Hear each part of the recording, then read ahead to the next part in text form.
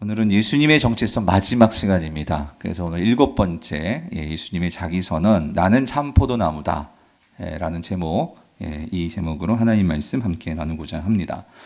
사랑하는 성도님들, 저희는 이제 6주 동안 이 예수님이 누구신지 예수님께서 스스로 자신을 선포하시는 이 자기 정체성의 내용을 살펴보았습니다.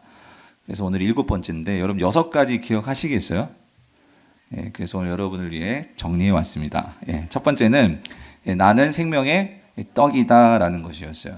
중요한 건 이게 어떤 의미인지를 아는 게 더 중요하겠죠. 그래서 이 말씀은 예수님은 우리에게 영생을 주시는 분이시다 하는 말씀이고요. 두 번째는 나는 세상의 빛이다. 이 말씀, 이것은 이 세상이 죄로 어두워져 있거든요.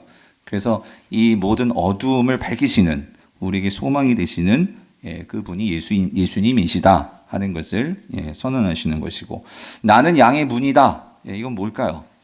이것은 오직 예수님을 통해서만, 그러니까 이 예수님의 이 문을 통해서만 이 구원으로 나아갈 수 있다. 구원으로 나아가는 유일한 방법, 유일한 문이다 하는 게 나는 양의 문이다. 이 말씀이고, 그러면 여러분 이 네 번째는 나는 선한 목자다. 이건 뭘까요? 선한 목자다. 이 말씀은 뭐냐면, 그러니까 오늘 예수님은 저와 여러분들을 구원하시기 위해서는 아낌없이 자신의 목숨을 내어 주실 정도로 그렇게 자신의 목숨도 아끼지 아니하시는 그런 우리를 인도해 주시는 구원자시다 하는 것을 말씀하시는 것이고요. 다섯 번째는 나는 부활이요 생명이다 말씀이요. 이거는 뭘까요? 이거는 그러니까 예수님께서 우리 죄를 위해서 사하여 주시기 위해서 십자가에 달려 죽으시고 그냥 끝나신 것이 아니고 3일 만에 뭐 하시죠? 부활하시잖아요. 그럼 이 부활하시는 것은 뭘 의미하는 걸까요? 예수님의 십자가에서 죽으시고 그것을 통해서 우리의 모든 죄를 다 사하셨다 하는 것을 확증해 주는 그 사건이 뭐냐면, 그게 뭐예요? 그게 부활이라는 거예요. 부활. 그러므로 우리에게 새로운 생명을 주시는 분이시다 하는 게 부활이요 생명이다. 이 말씀이었습니다. 그리고 우리가 지지난주 6번째는 나는 길이요 진리요 생명이다. 이거는 지금까지 5가지 예수님의 자기 정체성을 이렇게 요약한 거예요. 요약한 거. 그래서 나는 길이다. 이 말은 유일하게 하나님께로 나아갈 수 있는, 즉 구원을 받을 수 있고 구원에 이르는 그 길은 오직 누구? 예수시다. 그래서 그 길을 알려주고 그 길로 인도해주는 그 진리가 예수님이시고, 그렇기 때문에 그 길로 나아가면 생명을 얻는다. 이게 나는 길이요 진리요 생명이다. 이 자기 선언이었습니다. 자, 그리고 오늘 마지막으로 이제 우리가 요한복음에서 보게 되는 예수님의 자기 선언은 나는 뭐라고요? 참 포도나무다. 이 선언이에요. 자, 근데 여러분 이 7번째 선언은 조금 독특해요. 뭐가 독특하냐면 그 초점이 조금 독특해요. 6가지의 예수님의 자기선의 초점은 예수님 자기 자신에게 있었어요. 근데 이 7번째 이 자기선언은 예수님에게만 초점이 있는 것이 아니고 제자들에게도 있어요. 그래서 이 7번째 참 포도나무 선언은 그 초점이 예수님과 제자들 간의 이 올바른 관계예요. 이 올바른 관계의 정립, 여기에 초점이 맞춰져 있다는 거예요. 그러니까 예수님과 제자들이 어떤 관계에 있고, 그리고 이것이 올바른 관계를 정립하면 제자들에게 어떠한 결과가 주어지는지, 어떤 변화가 있는지를 말씀해 주시는 것이 이 7번째 예수님의 자기 선언이라는 거예요. 그래서 예수님은 이거를요 제자들이 좀 쉽게 설명할 수 있도록 비유를 드시는 거예요. 어떤 비유냐면 이 포도나무와 이 가지의 비유, 이 비유를 들어서 설명하시는데, 자, 오늘 이 예수님과 제자들이 어떤 관계인지, 또 이 관계를 통해서 무엇이 일어나게 되는지에 대해서 오늘 우리가 좀 더 자세히 살펴보겠습니다. 자, 먼저 우리 1절을 같이 한번 읽어볼게요. 1절 같이 읽겠습니다. 시작. 나는 참 포도나무요 내 아버지는 농부라. 그래서 예수님은요 먼저 이 제자들과 예수님의 관계를 설명하기 전에 하나님과 예수님의 관계를 먼저 정립해 놓으세요. 그게 뭐냐면, 자, 이것도 비유로 말씀하세요. 마치 아버지 하나님이 농부라면, 자, 예수님은 뭐라는 거예요? 포도나무라는 거예요. 포도나무. 그래서 농부와 포도나무 요 관계로 아버지와 예, 이 아들 예수님의 관계를 말씀을 하시는데, 근데 여러분 우리가 한번 질문해 볼 필요가 있어요. 우리는 이 15장 요한복음 15장을 그냥 이게 당연하게 여기는데 왜 예수님께서 하나님과 자신의 관계를, 예수님의 관계를 이 농부와 포도나무의 관계로 설명하시는 걸까? 이 질문을 한다면 여기는 아주 중요한 구약적인 배경이 있어요. 그게 뭐냐면 여기서 여러분 우리가 좀 주목해야 될 게 뭐냐면요, 예수님께서 그러니까 자신을 그냥 포도나무라고 하지 아니하시고, 자, 어떤 포도나무? 이게 중요해요. 참 포도나무다라고 말씀을 하시는 거예요. 그러니까 예수님이 이럴 수 있잖아요. 나는 포도나무요, 내 아버지는 농부다. 이렇게 설명할 수도 있잖아요, 그죠? 근데 그렇게 말씀하지 아니하시고 나는 어떤 포도나무? 그러니까 참 포도나무. 그러니까 무슨 말이냐면 가짜가 있다는 거죠. 그렇죠? 그게 아니라 내가 포도나무야, 이걸 말씀하시는 거예요. 그렇다면 예수님께서 이 참이라는 단어를 요한복음에서 사실 다른 곳에서 써도 오셨어요. 예수님께서. 그래서 예수님께서 요한복음에서 참이라는 단어를 쓰실 때는 어떤 대조를 생각하시고 쓰시는 단어가 참이에요. 그래서 특별히 뭘 대조하느냐? 구약 성경의 내용과 이 신약 성경이 예수님을 대조할 때 이 참이라는 단어를 쓰세요. 가령 예를 들면, 자, 요한복음 6장 32절에 보면 이렇게 말씀하세요. 예수께서 이르시되 내가 진실로 진실로 너희에게 이르노니 모세가 너희에게 하늘로부터 뭘 준 것 같이, 이 떡을 준 것 같이. 자, 여러분, 구약에서 모세가 하늘로부터 하나님께 기도해서 자 내려온 떡이 있어요. 이게 뭐죠? 만나였어요. 만나. 그렇죠? 근데 자, 예수님께 뭐라고 말씀하시면, 자, 내 아버지께서 너희에게 이제 하늘로부터 어떤 떡을 주시냐면 어떤 떡을 주신대요? 참떡을 주신다라고 말씀하시는 거예요. 여러분, 이 참떡이 누구일까요? 무엇일까요? 예수 그리스도시라는 거예요. 그러니까 모세가 준 그 떡이 영생하는 진짜 떡이 아니고 누가 진짜 떡이라는 거예요? 예수 그리스도가 영생을 주시는 참떡이라는 거죠. 자, 이런 관점에서 자, 오늘 예수님이 말씀하시는 거예요. 뭐냐면 포도나무가 있는데 구약에서 말하는 그 포도나무가 진짜가 아니고 진짜 포도나무는 누구다? 나다라고 말씀하시는 거예요. 그럼 여러분, 구약에서 하나님이 말씀하시는 포도나무는 무엇일까요? 그것은 이스라엘 백성이었어요. 이스라엘 백성이 구약에서는 하나님께서 상징하는 포도나무였어요. 자, 근데 무슨 말이냐면, 자, 이 포도나무에 문제가 생긴 거예요. 여러분이 만약에 그 농부라고 생각해 보세요. 그래서 농부가 이제 포도나무를 이제 심는 거예요. 그러면 농부가 포도나무를 심을 때는 왜 심을까요? 그렇죠? 근데 어떤 열매를 가지려고? 너무 당연한 얘기지만 포도나무를 심는 것은 무슨 열매를 가지려는 거예요? 포도 열매를 갖기 위해서 심는 거겠죠. 자, 근데 여러분, 만약에 그 포도나무를 자 심었는데 포도나무에서 포도 열매가 맺혀지지를 않아. 그러면 그 나무 어떻게 해야 돼요? 뭐 잘라내든지 뽑아내든지. 여러분, 그렇지 않겠어요? 자, 여러분, 그거예요. 구약 성경에서 선지자들이요, 이스라엘을 말할 때에 너희들은 포도나무다, 하나님은 농부다. 그런데 자, 그 농부이신 하나님이 아주 좋은 포도나무를 그러니까 포도나무에서 열매를 맺기 위해서 사실은 저기 애굽 땅에 있던 포도나무를 하나님이 뽑으셨다는 거예요. 뽑으셔가지고 이 가나안이라는 이 좋은 젖과 꿀이 흐르는 땅을 준비해 놓으시고 거기다가 울타리도 치시고 망대도 치시고, 그래서 하나님께서 그걸 잘 돌보시기 위해서 그래서 그 포도나무를 갖다 심어 놓으셨다라는 거예요. 그래서 거기다가 물도 주고 태양도 비춰주고 그렇게 그 거름도 주고 잘 갖고 왔는데 정작 나중에 이 포도나무에서 자, 하나님은 극상품 열매, 포도 열매를 기대하셨는데 뭐가 나오느냐? 이상한 열매가 나온 거예요. 이상한 열매가 나와가지고 하나님께서 그거를 보시게 된 거예요. 그래서 여러분, 이게 이사야 말씀인데 이사야 5장 1절 2절을 보세요. 자, 말씀하시죠. 나는 내가 사랑하는 자를 위하여 노래하되 내가 사랑하는 자의 포도원을 노래하리라. 내가 사랑하는 자에게 포도원이 있으며 심히 기름진 산해로다. 이게 가나안 땅, 특별히 예루살렘을 말하죠. 땅을 파서 돌을 제하고 극상품 포도나무를 심었도다. 그 중에 망대를 세웠고 또 그 안에 술투를 팠도다. 좋은 포도 맺기를 바랬는데, 자, 뭐가 나왔대요?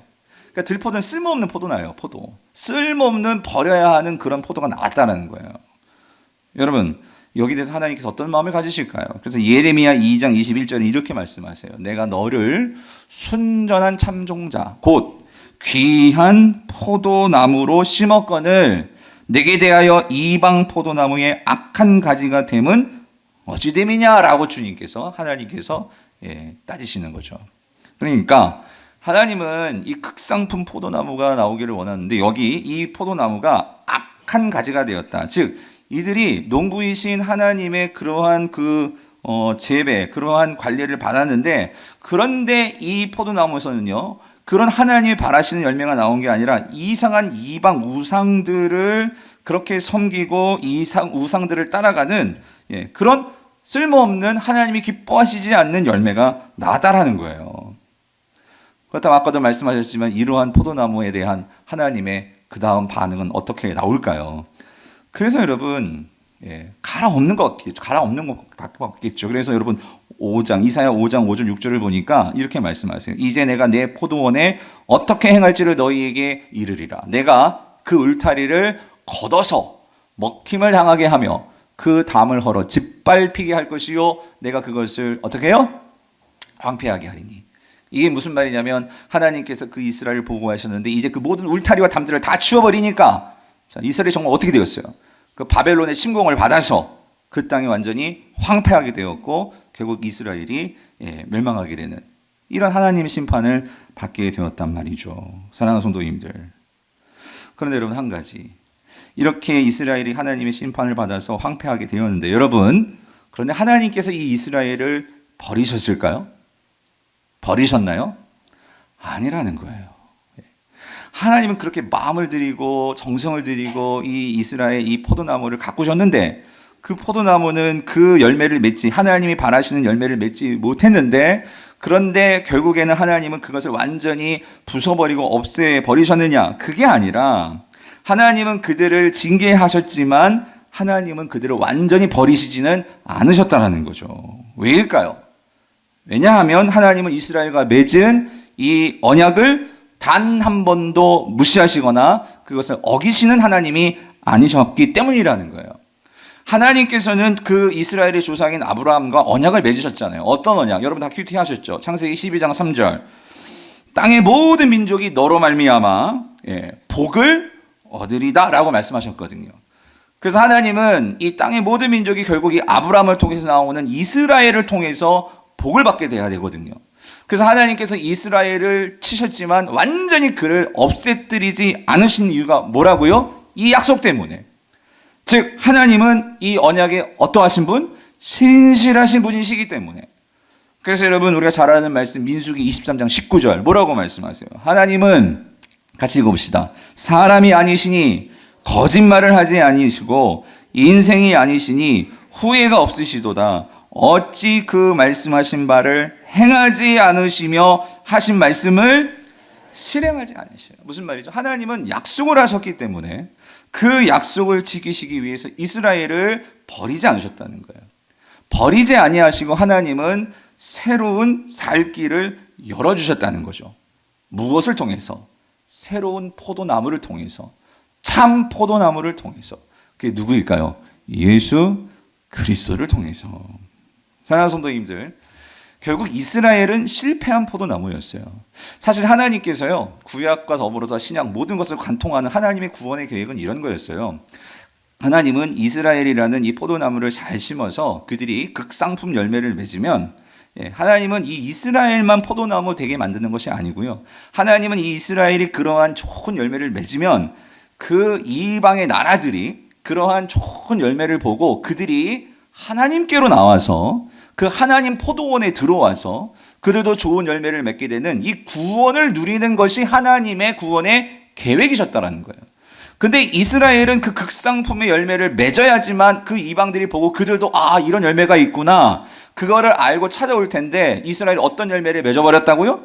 그 이방 나라와 똑같은 그들보다 더 악한 열매들을 맺으니 여러분 이방들이 관심을 갖겠어요? 관심을 안 갖죠. 그러므로 하나님의 구원에 이러한 실패가 온 거예요. 이스라엘 때문에.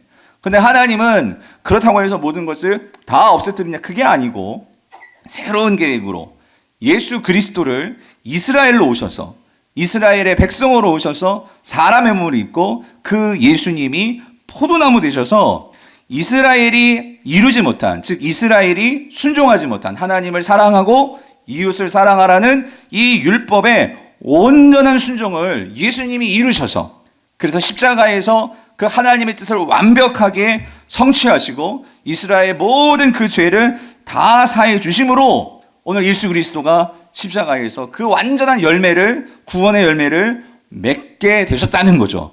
그러므로 이제는 이스라엘이 열매를 맺어서 구원받는 것이 아니라 이 예수 그리스도가 완벽한 열매를 맺으셨기 때문에 오늘 그 모든 죄를 사하시고 이 열매를 맺으신 예수 그리스도를 믿을 때에, 그 예수 그리스도를 신뢰할 때에 뭐를 얻게 되죠? 구원을 얻게 된다는 거예요. 이스라엘뿐만 아니라 모든 이방인들이, 헬라인들까지도 이제 예수 그리스도를 믿으면 그 모두가 하나님의 백성이 되는 이 구원이 이루어지게 되었다는 거예요. 그러므로 예수 그리스도는 어떤 포도나무다? 참 포도나무다. 예수님께서 이것을 말씀하시는 거예요. 그런데 예수님께서 이거를요, 제자들이 잊어버리지 않도록, 그러니까 그 당시 이 이스라엘 땅에는요, 뭐 가는 곳이 포도밭이었어요. 그러니까 이 포도를 볼 때마다, 아, 맞아, 내가 포도나무가 아니고 예수님의 포도나무지. 그러니까 그 예수님이 포도나무에 열매를 맺게 하는 거니까 우리는 내가 맺는 게 아니라 그 포도나무 가지래, 그 포도나무가 난 가지니까 그 예수님께 어떻게 되어 있으면, 딱 달라붙어 있으면 당연히 뭐를 맺겠어요? 열매를 맺게 되는 거야. 이거를 생각하도록 예수님께서 이제 포도나무와 가지의 이 관계의 말씀을 주신다는 거예요. 자, 그게 여러분 4절 5절이에요. 자, 우리 4절 5절을 같이 한번 읽어볼게요. 시작. 내 안에 거하라. 나도 너희 안에 거하리라. 가지가 포도나무에 붙어있지 아니하면 스스로 열매를 맺을 수 없음 같이 너희도 내 안에 있지 아니하면 그러하리라. 나는 포도나무요 너희는 가지라. 그가 내 안에 내가 그 안에 거하면 사람이 열매를 많이 맺나니 나를 떠나서는 너희가 아무것도 할 수 없음이라 라고 말씀하시는 거예요. 다시 한번 말씀하지만 포도나무는 누구예요? 예수님이라는 거예요. 우리가 포도나무가 아니고. 그러면 이스라엘, 즉 오늘 저와 여러분들, 이 제자들, 그들은 뭐라는 거예요? 가지라는 거예요. 가지. 그러니까 가지는 열매를 맺으려면 방법은 하나예요. 어떻게 해야 된다고? 포도나무에 어떻게 해야 돼? 붙어 있어야 된다는 거예요. 붙어 있어야 된다. 덜렁덜렁 붙어 있으면 열매 맺을 수 있어요? 없죠. 어떻게? 딱 달라붙어 있어야 되지. 그렇죠? 그래서 이게 관계라는 거예요. 포도나무와 가지의 관계. 딱 달라붙어 있는 관계. 그래서 여러분, 이 붙어 있다라는 게 그러니까 무슨 의미겠냐고요. 요한복음은 이게 바로 믿음이다라고 말하는 거예요. 믿음. 예. 즉 믿음의 관계는 뭐냐? 결국 이거죠. 오늘 포도나무에 가지가 붙어 있다는 것은 무엇을 의미하면, 이게 믿음의 관계인데, 이거를 조금 더 쉽게 말하면 이것은 정확히 말씀드리면 이게 신뢰의 관계라는 거예요. 가지는 나무를 신뢰하여서 그 가지가 포도나무에 딱 달라붙어 있어야지만 열매를 맺을 수 있다는 거예요. 근데 중요한 건 이거죠. 포도나무와 가지는 일방적인 관계가 되어서는 안 되고 어떻게 해요? 상호 연합되어 있는 신뢰의 관계가 되어야 한다는 거예요. 예수님이 제자들을 신뢰하기 때문에 우리가 뒤에서 보겠지만 예수님은 제자들을 위해서 아낌없이 자신의 목숨까지도 내어주실 수 있는, 그렇게 제자들을 신뢰하는 분이셨다라는 거예요. 그렇다면 너희들도 나를 어떻게 해요? 신뢰해야 되지. 나를 신뢰해서 너희들도 이제 내 말을 듣고 그 말에 따르고 순종하는 자들이 되어야 한다는 거죠. 그래서 여러분 여기요, 다시 한번 그거 계속 띄워놔 주세요. 4절 5절. 여기에서 보면 계속 반복되는 단어가 한 가지가 있어요. 요한복음 15장에서 이 단어가 계속 반복돼요. 그게 뭐냐면요, 뭘까요? 거하다예요. 거하다. 사실 붙어있다라는 단어, 우린 붙어있다라고 되겠지만 원어로 보면 다 거하다 똑같은 단어인데 이게 메노라는 단어예요. 메노. 헬라어에서 메노. 근데 여러분 이 헬라어에서 이 메노라는 단어의 기본적인 의미는 뭐냐면 이런 거예요. 그러니까 어떤 이동이나 변화가 있어서는 안 돼요. 예. 그러니까 변함없이 계속해서 떠나지 않고 한결같은 상태로 있는 거예요. 여러분 그게 메노예요. 그래서 예수님께서 여기서 메노라고 말씀하시는 것은 이제 제자들을 염두에 두고 말씀하시는 거예요. 그러니까 너희들이 이제 어떤 상황이 오고 어떤 형편이고 그러한 그 상황과 형편이 바뀐다 할지라도 한 가지 바뀌어서는 안 돼요. 그건 뭐냐면 너와 나와의 관계야. 그러니까 너희들은 나를 떠나지 말고 나를 믿고 끝까지 신뢰해. 그렇게 되면 나중에 생기는 게 뭐다? 열매라는 거예요. 열매다. 그래서 이거죠. 너희들이 나를 신뢰해야 되는데 주님은 이렇게 말씀하세요. 너희들이 나를 신뢰하는 그 이유는 왜 신뢰할 수 있니 하면은 이거예요. 내가 너희를 떠나지 않겠다는 거예요. 여러분 이게 아주 중요합니다. 하나님께서 저와 여러분을 결코 떠나지 않을 것을 성경은 우리에게 분명히 약속하신다는 거예요. 그게 뭐하면 거하다예요. 그래서 내 안에 거하고 나도 너희 안에 뭐 한다고요? 거한다. 이 말은 주님은 떠나지 않을 거다. 너희들과 함께 할 거다. 이걸 분명히 말씀하시는 거예요. 여러분, 우리가 살면서 우리가 신앙생활을 하지만 왜 우리가 잠깐 어려운 일 당하고 우리가 실패가 오고 문제가 생기면 우리가 왜 세상의 방법으로 자꾸 이렇게 나아가고 떠나가려고 하는 걸까요? 여러분, 그것은요, 주님이 나와 함께 한다는 이 사실을 우리가 잊어버리기 때문이에요. 주님이 나와 함께 하시면 끝까지 가신다는 것을 우리가 정말로 이것을 신뢰한다면 여러분, 우리가 어떻게 살아가게 될까요?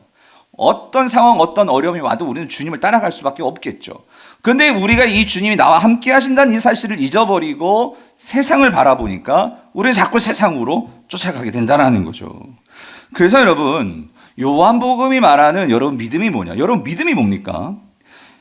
요한복음이 말하는 믿음은 15장으로 말씀드리면 이거예요. 믿음은 예수님 안에 거하는 거예요. 다시 말하면 예수님과 함께 내가 사는 게 뭐예요? 믿음이라는 거예요. 그래서 여러분 오늘 여기서 이것 좀 정확하게 여러분이 하나 짚고 넘어갔으면 좋겠는데 여러분 정말 예수님을 믿으십니까? 예, 아멘이라고 하셨어요. 믿으실 거예요. 근데 여러분 여기서 우리가 한 가지 중요한 것은 구별할 게 있어요. 믿음에는 두 가지 믿음이 있어요. 뭐냐면 첫 번째는요, 존재에 관한 믿음이 있어요. 존재에 관한 믿음. 그리고 또 한 가지는 관계로서의 믿음이 있다는 거예요. 자, 이게 무슨 말이냐면 제가 예를 들어 볼게요. 먼저 존재에 관한 믿음이에요. 제가 만약에 이런 말을 했어요. 저는요, 여러분, 외계인을 믿어요. 여러분, 외계인 믿으십니까? 이 말은 외계인을 신뢰한다는 소리예요. 외계인이 존재한다는 것을 믿느냐, 믿지 않느냐, 그 말이죠. 그래서 나는 외계인을 믿어. 그런 사람, 그 사람은 외계인이 있다고 믿는 거죠. 이건 존재를 말하는 거예요. 맞죠? 근데 만약에 내가 이렇게 얘기해요. 나는 우리 아버지를 믿어. 에? 이 말은 존재를 믿는다는 거예요? 내가 우리 아버지를 믿어. 이 말은 우리 아버지를 내가 뭐 한다는 거예요? 신뢰한다는 거죠. 그렇죠? 너무 잘하시네. 예? 이게 뭐냐면 이게 인격적으로 그분을 신뢰한다는 거죠. 자, 그렇다면 여러분 이거예요. 자, 오늘 이 성경에서 특히 신약 성경이 예수를 믿어라 라고 말을 할 때, 예. 그리고 오늘 여러분들이 내가 예수님을 믿습니다라고 말할 때, 여러분 지금 예수님을 존재를 믿으니까 다 앉아 있는 거예요. 그거 맞죠? 여기 예수님의 존재를 믿지 않으면, 하나님이 존재하신다는 것을 믿지 않으면 여기 왜 예배 드리고 있겠어요? 물론 이 중에 조금 아직까지 회의하시는 분이 있을 수도 있겠지만, 그래도 믿는 것 같기도 하고, 있는 것 같기도 하고, 안 있는 것 같기도 하고, 하여튼 그러니까 어쨌든 그래도 여기 나와 있는 거란 말이에요. 아예 여기 생각하지 않으신 분들은 여기 왜 와가지고 이 고생을 하시겠어요? 사람들 많은 데서. 그러니까 성경이 말할 때 예수를 믿어라 할 때는 이건 존재에 대한 것을 가지고 말하는 게 아니라 성경이 우리에게 예수를 믿어라라고 말할 때는 뭐의 문제일까요? 무슨 믿음일까요? 신뢰의 문제라는 거예요. 관계의 문제라는 거예요. 예. 그러므로 특히 예수님께서 이렇게 말씀하세요. 제자들에게, 여러분 제자들이 이런 일이 있었잖아요. 예수님이 주무시고 계시는데 갈릴리 호수 건너가다가, 바다 건너가다가 풍랑을 만났어요. 엎치락 죽게 생겼어요. 그래가지고 막 난리 법석을 치다가 예수님이 막 깨워가지고 우리 죽겠습니다. 어떡하십니까? 왜 이렇게 잠만 자고 계세요? 그러니까 나중에 그걸 풍랑을 잔잔케 했죠. 그래서 예수님께서 마가복음을 보시면 이렇게 말씀해요. 이 믿음이 없는 자들아. 예? 믿음이 없대. 여러분, 제자들이 믿음이 없습니까? 여러분, 믿음이 없으면 그들이 왜 예수님과 같이 배 타고 갑니까? 예? 그들은 믿음이 있어요. 근데 어떤 믿음이 있는 거예요? 예수님에 대한 존재의 믿음이 있는 거죠. 무슨 말인지 이해되세요? 예? 예수님을 알고 예수님이 이제 함께 하고 그들이 기적을 이루는 것도 봤고 했는데 이들은 아직 뭐가 없죠? 신뢰가 없는 거예요. 여러분 오늘 잘 생각해 보세요. 많은 오늘날 성도들이 예수님을 믿는다고 해요. 근데 가만히 보면은요, 믿는다고 할 때 하나님이 계시고 예수님이 계시고 한 것은 믿어요. 예. 그런데 신뢰의 문제로 들어가서 보면은 이 믿음은 없는 분들이 좀 있을걸요. 예. 내가 정말로 예수님을 신뢰해서 여러분 신뢰한다는 것은 내 모든 것을 그분께 다 맡길 수 있는 여러분 그런 관계에 들어가는 게 그게 신뢰란 말이에요. 그런데 많은 분들이 내가 예수를 믿는다고 생각하는데 맞아요. 예수 믿으니까 우리가 교회에 나오고 헌금도 하고 봉사도 하죠. 근데 여러분 한 가지 더 믿음이 중요한 믿음이 있다는 걸 여러분 기억하셔야 돼요. 신뢰의 믿음이라는 거예요. 예. 근데 많은 성도님들이 여기에서는 조금 고민해야 된단 말이죠. 그래서 오늘 예수님께서 5절에서 이렇게 말씀하시는 거예요. 자, 5절 다시 보세요. 나는 포도나무요 너희는 가지라. 그가 내 안에 내가 그 안에 거하면 이게 뭐의 문제? 신뢰의 문제라는 거예요. 정말 그렇게 거하게 되면 사람이 뭐예요? 열매를 많이 맺나니 나를 떠나서는 너희가 아무것도 할 수 없음이라. 이 말은 뭐냐면 여러분 이겁니다. 예수님을 정말로 신뢰하게 되면은요, 여기에서는 분명히 변화가 일어난다는 거예요. 아주 중요한 변화가 일어난다는 거예요. 무슨 변화가 일어나냐면, 자, 내가 주님 안에 있고 주님이 내 안에 있게 돼요. 이게 신뢰의 관계인데, 신뢰의 관계가 있는 사람들은 뭐가 바뀌냐면 삶의 주인이 바뀐다는 거예요. 지금까지는 여러분 이거예요. 내가 예수님의 존재를 믿어도 아직 주인이 바뀌지 않은 크리스찬들이 있을 수 있어요. 무슨 말인지 이해되세요? 예. 교회는 나오고 하나님이 존재한다는 것은 알지만 아직까지도 내가 이 돈 문제에서 내가 주인이 돼야 돼. 예. 내가 아직까지도 이 자녀 교육을 하는 데 있어서는 내가 주인이 돼야 돼. 예. 내가 아직까지도 어떤 사업을 함에 있어서는 내가 주인이 돼야 돼. 예. 여러분 그럴 수 있다라는 거예요. 여러분 죄가 뭐냐면은요. 여러분 죄요. 여러분 뭐가 죄입니까? 요즘 우리 한결이가 많은 질문이 생겼어요. 그래가지고 요즘 이슈가 뭐냐면 지옥 갈까 봐 그게 되게 두려운가 봐. 왜냐면 자기가 뭔가 잘못하면 이게 다 지옥 가는 게 아니냐. 그래서 아빠 술 먹으면 지옥 갑니까? 담배 피면 지옥 항상 이런 질문들이 있잖아요. 뭘 하면 지옥 갑니까? 이거예요. 근데 여러분 뭘 하고 안 해서가 죄예요? 여러분 그럼 뭐가 죄예요? 여러분 성경에 말하는 죄는 죄의 맞아요. 그러니까 죄의 결과로서 그런 행위들이 하나님이 기뻐하시지 않는 행위들을 할 수 있겠죠. 근데 사실 그건 죄가 아니고 그건 죄의 열매고 결과예요. 그러면 뭐가 죄냐? 죄는요 이겁니다. 내가 하나님의 주인 되심을 인정하지 않는 것. 다시 말하면 하나님으로부터 내가 독립투쟁하는 거예요. 내가 하겠다는 거예요. 내가 결정하겠다는 거예요. 하나님 내가 내 방식대로 해보겠다는 거예요. 나를 좀 가만 좀 놔주세요. 내가 스스로 모든 것들을 결정하고 내가 그렇게 사랑하겠습니다. 여러분 이게 죄예요. 이게 죄. 근데 오늘 성경에서 분명히 말씀하시죠. 5절 다시 한번 띄워줘 보세요. 뭐라고 말씀하시냐면 나를 떠나서는 너희가 어떻게 해요? 아무것도 할 수 없습니다. 이게 무슨 말? 나를 떠나는 것 자체가 죄예요. 그럼 죄가 있는데 어떻게 하나님이 기뻐하시고 하나님께서 함께 하시는 일들을 할 수 있겠습니까? 예. 우리가 이거를 기억해야 돼요. 예. 그래서 죄는 철저하게 우리를 왜곡시켜요. 뭘 왜곡시키냐면 우리가 하나님을 의지하고 신뢰하는 것 자체를 우리가 구속된다고 생각해요. 그러니까 세상 사람들 야, 왜 교회 가면 맨날 뭐 하지 마라가 많냐? 여러분 하지 마라가 아니라 여러분 그게 구속입니까? 여러분 오늘 우리가 진정으로 내 삶에서 내 모든 것의 주인이 하나님이심을 믿고 신뢰한다면 여러분 이것만큼 우리의 삶에 평안함이 없죠. 뭐냐면 물론 예수 믿어도 건강에 어려움이 있을 수 있어요. 재정적으로 문제가 있을 수 있어요. 하지만 내가 정말로 하나님을 나의 주인으로 모시게 된다면 그래서 그분을 신뢰한다면 내 모든 것을 맡기고 그분의 뜻에 따라가게 되기 때문에 여러분 문제가 어렵게 지금 돌아갈 수 있지만 내가 하나님을 신뢰하는 거죠.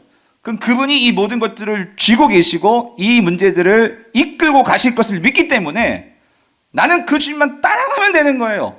인내가 필요하겠지만 그러나 그렇게 따라가게 된다는 것이 우리가 얼마나 평안이 됩니까? 그런데 여러분 죄는요 철저하게 그런 것들을 다 부정하고 그러니까 내가 주인 돼서 내가 결정하고 내가 그것들을 좌지우지해야 되지만 행복할 거라고 생각하는데 여러분 정말 그렇게 해보세요. 그게 행복하냐고. 더 불안하고 그러면서 사람들을 시기하게 되고 미워하게 되고 나보다 더 많은 것들을 가지고 있는 사람들 보면 내 것을 빼앗은 것처럼 보이게 되고 여러분 그게 세상에서 주인 되려고 하는 이 이기심과 자기중심적인 이 죄가 만들어내는 모든 왜곡이라는 거예요. 여러분 한번 곰곰이 여러분 한번 질문해 보세요. 속으로 여러분의 삶의 주인이 누구시냐고요. 여러분의 돈의 주인이 누구고 자녀의 주인이 누구고 여러분이 그토록 소중하게 생각하는 그것의 주인이 누구시냐고요. 근데 여러분 이걸 이렇게 바꿔 생각해 보셨어요. 내가 그렇게 돈을 사랑하고 돈을 중요하게 여기지만 여러분, 돈이 여러분을 사랑할까요? 여러분, 내가 그렇게 자녀의 주인이 되어서 이 자녀를 잘해주려고 하고 하는데, 그래서 내 뜻대로 이 자녀가 됐으면 좋겠는데, 그런데 여러분, 자녀가 영원히 여러분 곁에 남아 있을까요? 예? 여러분, 이 세상에 어떤 건강도 명예도 그 좋은 것도 여러분을 끝까지 사랑하지 않습니다. 그런데 성경은 분명하게 주님은 우리에게 이렇게 말씀하십니다. 여러분, 9절을 보세요. 9절 가시고 볼게요. 시작. 아버지께서 나를 사랑하신 것 같이 나도 너희를 사랑하였으니 나의 사랑 안에 거하라 라고 말씀하세요. 여러분, 우린 주님 사랑하지 않았어요. 우린 주님 앞에서 지금도 여전히 죄짓고 그렇게 살아가는데도 주님은 뭐라고 말씀? 나는 너희를 뭐한다? 사랑할 거다가 아니고 사랑하였다 라고 말씀하신단 말이에요. 예? 내가 얼마나 추하고 내가 얼마나 정말 이 구제불능인 나라 할지라도 주님은 결정하셨거든요. 태초 이전부터, 창세 이전부터, 우리를 이 땅에 보내시기 이전부터 나는 너를 사랑할 거야. 박요한 너를 사랑할 거야 라고 주님은 사랑하였으니 라고 말씀하시는 거예요. 여러분, 뭘 사랑하겠어요? 예?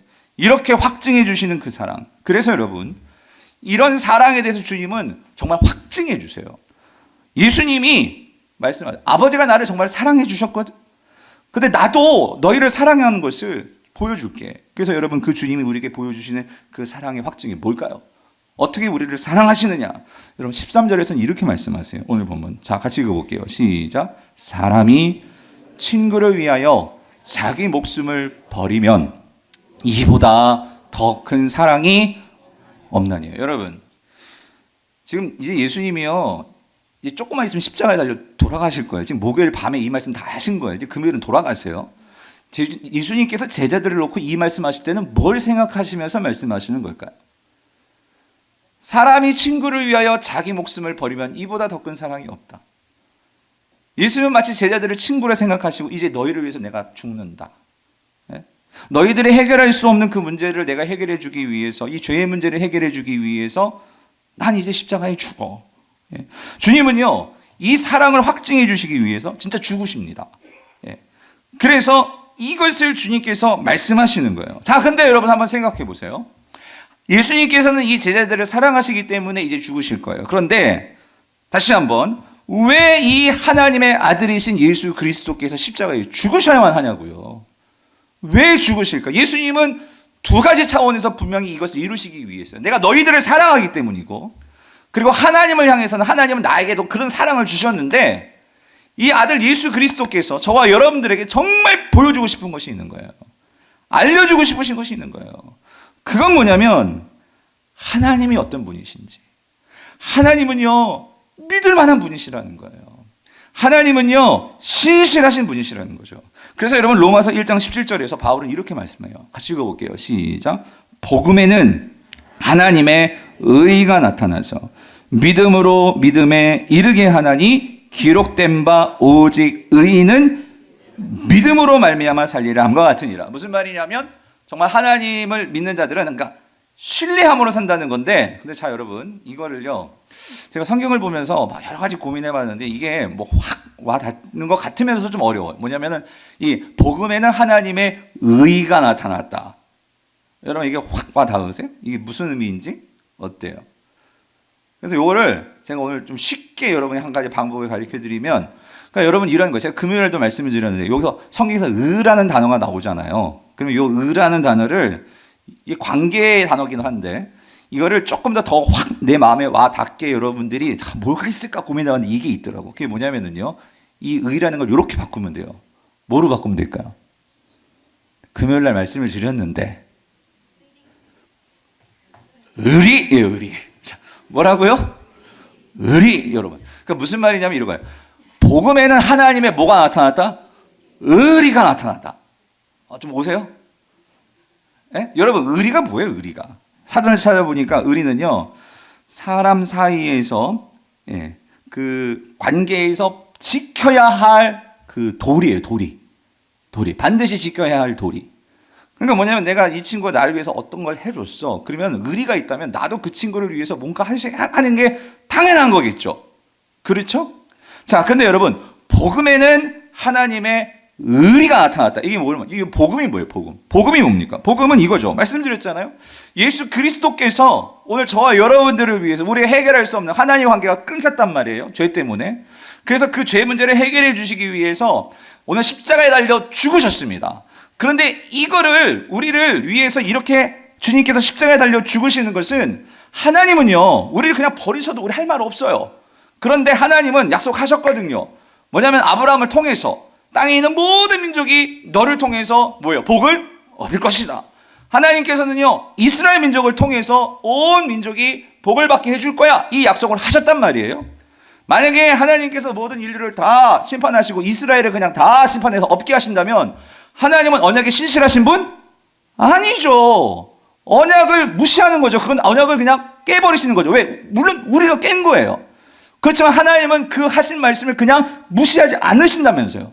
그럼 하나님은 이 언약을 지키셔야 돼요. 어떻게 지키시냐고. 그래서 하나님은요 이 하신 말씀에 대해서 오늘 저와 여러분들을 위해서 의리를 지키시기 위해서 그 하나님의 아들을 이스라엘로 보내셔가지고 십자가에 달려 죽게 만드셔가지고 이제는 우리가 열매를 맺어서 구원받는 게 아니라 그 예수님이 대신 열매를 맺으셔가지고 우리는 그 예수 그리스도를 믿기만 하면, 의지하기만 하면, 신뢰하기만 하면 우리에게도 그 열매를 주신다는 거예요.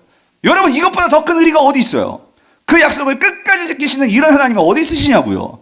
그러므로 복음에는 하나님의 의리가 나타나서 이 의리를 믿는 자들이 의인이란 말이에요. 그러므로 오늘 그 하나님의 의리를 알아서 의리를 지키는 자들, 즉 신뢰하는 자들은 어떻게 되리라? 살리라. 예? 여러분, 이 1장 10절을 이것부터 쉽게 해석하는 게 없을 것 같아요, 나는. 예? 여러분, 하나님은 우리에게 의리를 지키시는 분이란 말이에요. 의리를. 사람 사이에서도 그 깡패들도 의리를 지키더라고요, 여러분. 예? 근데 하물며 우리는 예수 그리스도를 보내주셔서 이렇게까지 의리를 지켜주시는데 우리가 그 하나님께 의리를 못 지킨다면 여러분, 그게 말이 되겠어요, 여러분. 그래서 여러분, 성경을 보면은요, 금요일에 말씀드렸죠. 정말 의리를, 하나님 앞에서 의리를 지켰던 한 사람이 있었어요. 그게 누구예요? 아브라함. 예? 아브라함. 예. 여러분, 아브라함이요. 그러니까 하나님께서 어느 날 갑자기 나타나셔. 100세의 아들 낳았는데, 이삭을 낳았는데, 오늘 갑자기 나타나시더만 이 할아버지가 아니고 하나님이 뭘 바치래요? 아들을 바치래. 근데 아들을 바치는 것도 그냥 바치는 게 번제라는 것은 각을 다 뜨는 거예요. 예? 잘라내고 도려내고 가죽을 벗겨내고 그걸 홀라당 다 태워 드리는 거예요. 하나님이 이거를 드리라네. 예. 근데 여러분, 아브라함이 어떻게 있죠? 제가 아무리 22장을 뒤집고 봐도 여기 있잖아요. 아브라함, 저 같으면 내가 어떻게 이럴 수 있습니까? 아니 주실 때는 또 언제고, 아니 정말 이 아들을 또 그냥 낳은 것도 아니고 정말 아브라함의 많은 실수의 과정들이 있었잖아요. 그러면서 이런 문제 저런 문제 막, 그래서 하나님 잘못했어요 그러기도 하고 하면서 결국은 아들 하나 받았는데, 아니 이제는 그걸 달라고 하니 막 분이 났을 것 같아. 좀 분노가 나고. 근데 여러분, 창세기 22장 아무리 봐도 여기 아브라함이 어떤 하나님께 분노를 표출했다? 따졌다? 이런 말이 없어요. 그냥 뭐 하죠? 순종하는 거예요. 순종. 아니 어떻게 이룰 수 있었을까? 이건 어떻게 있을 수 있을까요? 그거는 아브라함은 깨달은 게 있었어요. 하나님은 그러니까 자신의 삶을 이렇게 쭉 돌아보면서 아마 밤잠 못 잤을 거예요. 아침에 일찍 일어나잖아요. 그래서 길을 떠나잖아요. 밤 내내 하나님 생각하면서 묵상했을 것 같아요. 근데 그가 내린 결론은 이거예요. 자신의 인생을 놓고 볼 때 자기가 그 아내를 누이라고 사기치고, 그런데도 하나님은 그런 나를 버리지 않고, 그렇죠? 이스마엘 나가지고 그렇게 막 그냥 두 여인들이 싸움하고 집에서 말이야, 치고받고 말이야. 그런 과정에서도, 그런데도 하나님은 그런 과정에서 이삭을 주시고 뭐 이런 걸 보니까, 근데 하나님은 자기의 주신 약속이 있잖아요. 아브라함아, 내가 네 자손을 저 밤하늘의 별과 같이, 저 모래알 같이 내가 그렇게 만들어 줄게, 이 약속을 주셨단 말이에요. 그런데 아무리 생각해봐도 지금 내게 있는 거는 누구 하나야? 이삭 하나야. 그러면 이 이삭을 만약에 하나님께서 데려가시면 하나님 뭐가 되는 거죠? 세상 말로 사기치는 거예요. 말이 안 되잖아. 그러면서 자기가 깨달은 건 뭐냐면, 하나님 어떤 하나님? 신실하신 하나님. 언약에 대해서는 반드시 지키시는 하나님. 맞아. 하나님은 이 신실하시다는 게 뭐라고요? 의리를 지키시는 하나님. 하나님은 의리를 지키시더라고. 그렇다면 이 하나님의 의리에 대해서 내가 어떻게 반응할까? 나도 의리를 지키자. 여러분, 창세기 22장에서 여러분 간혹 이런 해석들 있잖아요. 하나님이 아브라함에게 너 나 사랑하니 이삭 사랑하니, 예? 너 나 사랑하니. 여러분, 우리 하나님 그렇게 좁으신 하나님이 아니세요. 하나님이 22장에서 아브라함에게 시험하셨다. 뭘 시험하셨냐면 나 사랑하니 이삭 사랑하니 그게 아니고요. 내가 너를 통해서 정말 이 어마어마한 모든 민족이 너를 통해서 구원으로 나오게 되는 이 문을 열 건데, 그럼 그 엄청난 언약의 문을 열기 위해서는 그 언약의 당사자인 아브라함 너부터 이 언약을 뭐 해야 돼요? 신뢰해야지. 예? 네 자신이 언약을 신뢰하지 못하는데 무슨 하늘의 별과 같고 그 바다의 모래알 같이 이게 어디 있어요? 하나님 지금 그걸 테스트하는 거예요. 나는 언약이 신실한 하나님이거든? 그럼 너는 언약에 대해서 어떻게 반응할래? 하나님은 지금 그거를 보고 싶은 거예요. 그거를. 그래서 하나님께서 이 아브라함에게 이 시험을 가져오셨을 때 아브라함이 딱 내린 결론이 뭐예요? 아하! 하나님은 언약을 지키시는 하나님. 그렇다면 만약에 이삭을 죽일지라도, 그렇다면 이 언약이 성취되려면 지금 누구밖에 없어요? 이삭밖에 없단 말이야. 그러면 그 아브라함이 내린 결론은 뭐예요? 아브라함이 이삭이 만약에 내가 번제를 드려 죽일지라도 결국 이삭을 하나님께서 어떻게 하실 것이다? 살려내실 것이다. 여러분, 이게 의리예요. 이게 의리. 하나님을 신뢰하는 자가 내릴 수 있는 결론이 이 정도는 나와야 된다는 거죠. 그래서 여러분, 히브리서 11장에서 이걸 말하잖아요. 아브라함은 시험을 받을 때에 믿음으로 이삭을 드렸으니 이게 신뢰했다는 거죠. 하나님을 신뢰해서 의리를 지켰더니 그는 약속들을 받은 자로도. 여기 약속 나오잖아요. 약속. 아브라함은 약속을 받은 자예요. 그럼 그가 약속을 신뢰해야 되는데, 그래서 그에게 이미 말씀하시기를 내 자손이라 칭할 자는 누구밖에 없다고요? 이삭밖에 없다. 19절. 그가 하나님이 능히 이삭을 죽은 자 가운데서 다시 뭐 하실 것으로 살리실 줄로 뭐 한지라? 믿었다 이거야. 믿었다. 신뢰했다. 여러분, 이게 의리가 있는 사람이, 이게 의리가 있는 사람. 하나님에 대해서 의리가 있는 사람. 그래서 여러분, 성경은 이걸 두고 이거를 칭찬합니다. 여러분, 로마서 여러분 4장 3절에서 이렇게 말씀하세요. 성경이 무엇을 말하느냐? 아브라함이 하나님을 믿음에 그것이 그에게 뭐로 여겼다고요? 의로 여겼다. 이 말은 하나님이 아브라함 넌 무슨 자다? 의리 있는 자다. 이렇게 생각하셨다라는 거예요. 예? 성도님들, 아브라함은 하나님께 의리 있는 자였어요. 여러분, 의리 있는 자는 그 특별한 관계가 되겠죠. 그래서 하나님은요, 유일하게 성경에서 아브라함을 뭐라고 불러주시냐면 야고보서 2장 23절. 이에 성경에 이른 바와 같이 아브라함이 하나님을 뭐하니? 믿으니. 이거 무슨 말이라고? 신뢰하니. 이것을 뭐로 여겼어? 의로 여기셨다는 말씀이. 이 말은 뭐냐? 의를 뭐로 바꿔? 의리로 한번 바꿔보세요. 의리 있는 자로 여기셨다는 말씀이 이루어졌고, 그러므로 의리가 있기 때문에 하나님은 아브라함을 뭐라고 말한다고요? 하나님의 벗. 나의 뭐예요? 여러분 만약에 제가 뭐 이것 좀 유치한 비유지만 이해지만, 제가 만약에 뭐 그럴 수 없겠지만 문재인 대통령 제가 친구다. 예? 그래서 권사님, 저 문재인 대통령 어디에 통화 나눴어요. 문자 보여드릴게요. 이렇게 문자 카톡도 해요. 그럼 여러분 저를 어떻게 보시겠어요? 진짜야? 와, 정말 친구야? 여러분, 대통령하고 만약에 그렇게 핸드폰으로 전화할 수 있는 사이만 돼도 대단한 친구다, 엄청나다 할 텐데, 하나님의 아브라함을, 야, 너 정말 의리 있다. 그러니까 우리 의리 그래가지고 뭐야? 너 나하고 친구 맺자. 이랬다고 생각해요. 이거 어떤 일이에요? 엄청난 거 아니에요, 여러분? 예? 그리고 이러한 친구를 뒀다. 여러분, 이게 얼마나 힘이 되겠냐고요, 여러분. 예?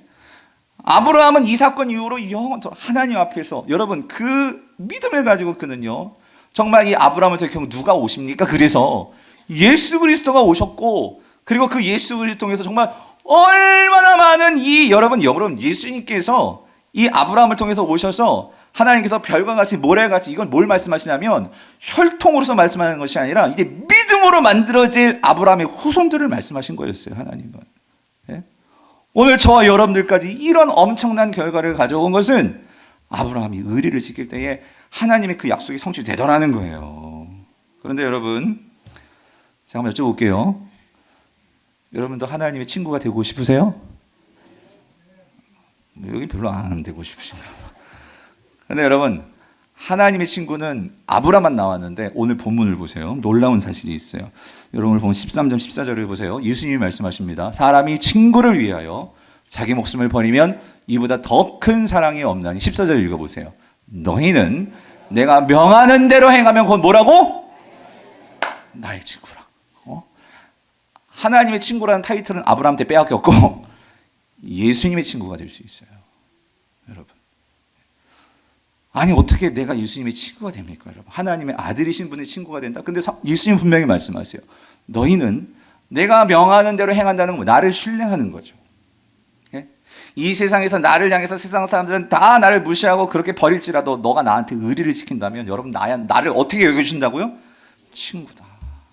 친구다. 네? 여러분, 우리가 예수님의 친구라는 게 얼마나 이게 놀라운 일입니까? 근데 여러분, 친구라면 친구가 어려워요. 여러분, 진짜 친구가 그 어려움 당하는 친구 보고 그냥 가만 놔두시겠어요? 여러분, 그게 의리예요? 아니죠. 정말 내 친구가 이거 어렵고 하면 의리가 있다면 그 친구를 어떻게 하겠어요? 도와주지 않겠어요?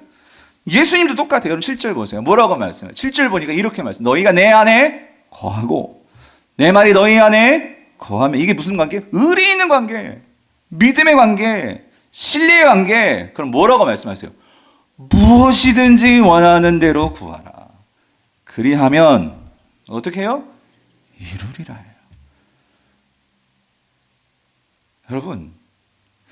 여러분 무엇에 내 삶의 목표를 두시고 사십니까? 세상에서 그 돈 많은 친구 사귀는 것도 귀한 일이겠지만 여러분, 정말 내 인생이 예수님의 친구 되고자, 주님을 신뢰하고자, 여러분 그런 인생의 목표가 있으십니까? 오늘 정말로 주님이 우리의 친구가 된다면 여러분, 이것만큼 우리에게 얼마나 큰 위로가 되는 말씀이에요. 내가 너희 안에 거하고 너가 내 안에 거하면 무엇이든지 원하는 대로 구하라. 그리하면 이루리라. 한 가지 말씀만 드리고 설교를 마칠게요. 그 이삭 토스트와 행복한 동행이라는 책이 있는데 제가 이 책을 읽고 여러분 제가 이제 알게 된 내용이지만 여러분 혹시 이삭 토스트라고 아세요? 먹어보셨어요? 맛있죠, 권사님. 맛있어요. 근데 이게 왜 맛있냐면 이게 다른 토스트하고 좀 달라요. 이 토스트는 이렇게 소스가 좀 특별한 그런 토스트예요. 근데 이게 있잖아요. 이게 엄청납니다. 지금 한 800개 그 프랜차이즈 점포를 이제 가지고 있고, 근데 이거를 누가 시작했냐면 65세 되신 여성분이세요. 지금 65세세요. 김하경 씨라고. 근데 이분이 아주 신앙 좋으신 분이세요. 아주 신앙 좋으신 그런 분이신데, 이 김하경 이 대표가 본래는요, 그러니까 지금 남편이 이제 교사였고, 그냥 가정 주부였어요. 근데 남편이 아파가지고 병원에 들어가게 되니까, 그래서 이제 남편 병원비를 대야 되고 애들을 키워야 되니까 이제 일을 해야 되는데 내가 뭐 잘할 게 뭐가 있나? 아무것도 없는 거예요. 무슨 일을 할 수 있을까? 근데 한 가지. 근데 생각이 난 게 있었어요. 그게 뭐냐면, 생각이 교회에서 주일학교 교사를 하셨던 것 같아요. 그래서 이 애들을 위해서 주일날 이제 가면 애들을 주려고 토스트를 만드셨대요. 근데 애들을 토스트를 너무 맛있게 먹는 거예요. 그게 딱 생각이 나는 거예요. 그러면 내가 토스트 장사를 해볼까?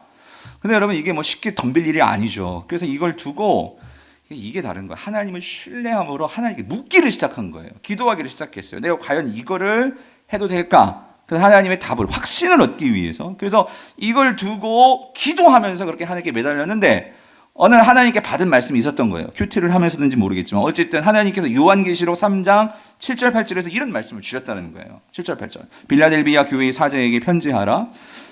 거룩하고 진실하사 다윗의 열쇠를 가지시니 열면 닫을 사람이 없고 닫으면 열 사람이 없는 그가 이르시되, 주인이시라는 거죠. 예수님이 8절 볼지어다 내가 내 앞에 열린 문을 두었으되 능히 닫을 사람이 없으리라. 내가 내 행위를 아노니, 여기가 요게 붙은 말씀이었어. 네가 작은 능력을 가지고서도 내 말을 지키며 내 이름을 배반하지 아니하였도다. 요거예요. 요거 밑줄 긋고 요걸 딱 붙은 거예요. 토스트 여러분 얼마나 작은 거예요. 그런데 내가 작은 능력 요거 갖고 있어요. 근데 요거 갖고 내가 정말 살 수 있을까? 그렇지만 하나님이 주신 말씀을, 확신을 가지고 이걸 신뢰하기를 시작한 거예요. 그런데 능력을 가지고서도 내 말을 지키며 그랬죠. 내 생각으로 가면 안 돼. 하나님께 초점을 맞추고 하나님이 기뻐하시는 쪽으로 가야 돼. 그래서 이분이요, 토스트 장사를 시작하는데 좀 남다르게 시작하셨어요. 3평 남짓한 그 작은 그 가게를 얻었는데, 그런데 이런 원칙을 세우셨대. 근데 3평 가게를 세우는데 주변에 보니까 이게 다 밥집들이야, 밥집들. 예, 그래서 이 집들이 아침 장사, 점심 장사로 먹고 사는 거예요. 자기도 먹고 살기 힘든데. 근데 이분이 토스트 장사를 하는데 이거지. 혹시나 내가 이 장사를 하면서 옆에 가게에 피해를 주면 안 되겠다. 그래서 하나님께 기도했대. 하나님, 내가 아침 장사 포기합니다. 점심 장사 포기합니다. 물론 토스트이긴 하지만. 그래서 나는 오후 2시부터 하나님 최선을 다해서 내가 이 토스트를 만들어서 팔겠습니다. 나를 도와주세요.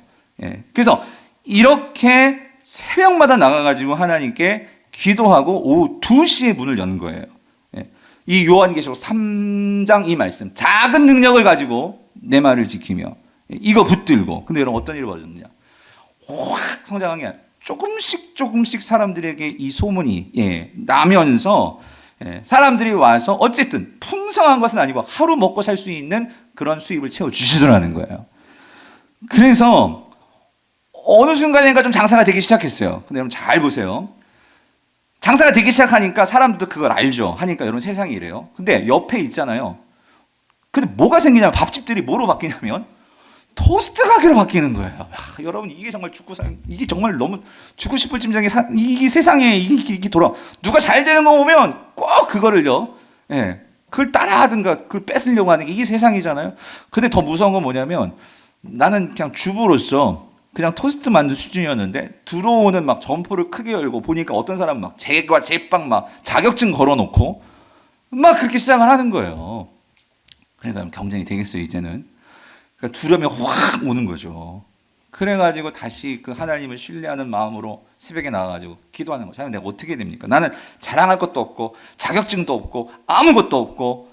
그런데 하나님 앞에 나아가 엎드려 기도하기 시작했는데 그런데 하나님께서 또 주신 말씀이 있었다는 거예요. 이게 빌립보서 4장 6절 7절. 아무것도 염려하지 말고 다만 모든 일에 기도와 간구로 너희 구할 것을 감사함으로 하나님께 아뢰라.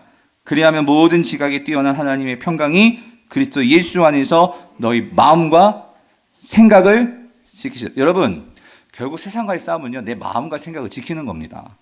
성도는 이거를 지켜주면 승리할 수 있어요. 여러분 돈이 문제가 아니에요. 내 마음이 무너지면 다 무너지는 거예요.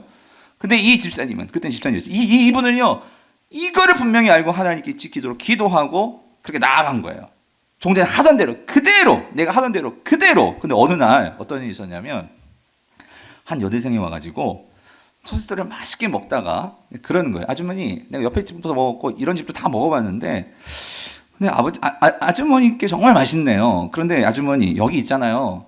다른 집들도 다 그런데 머스타드, 토마토 케첩 뭐 이렇게 토스트 만든 거 말고 뭔가 아주머니만의 소스를 만들면 어떨까요? 그냥 이렇게 던진 말이었어요. 근데 이 아주머니는 기도하는 사람이잖아요. 이걸 하나님의 음성을 들은 거예요. 뭐냐면 소스라는 소리, 소스. 소스 맞다. 소스를 만들어야 되는구나. 왜냐면 다른 집들하고 차별을 다 똑같아요. 여러분 아시잖아요. 토스트 빵 2개에다가 계란에다가 야채, 호박 같은 거 다 당근 썰어 넣어가지고 그거 한 장 얹고 케첩 바르고 머스타드 소스 바르고 설탕 뿌리면 그게 토스트잖아요, 여러분. 다 그래.